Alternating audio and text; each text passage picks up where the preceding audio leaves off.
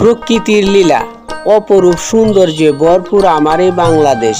আমার এই গ্রামের সকালবেলার দৃশ্য যদি এরকম সৌন্দর্যে ভরপুর থাকে, প্রত্যেকটি অঞ্চল প্রত্যেকটি এলাকায় এরকমই সুন্দর। কোনো একটা এলাকা কোনো একটি গ্রামকে ছোটো করে দেখার মতন, খাটো করে দেখার মতন কিছুই নেই।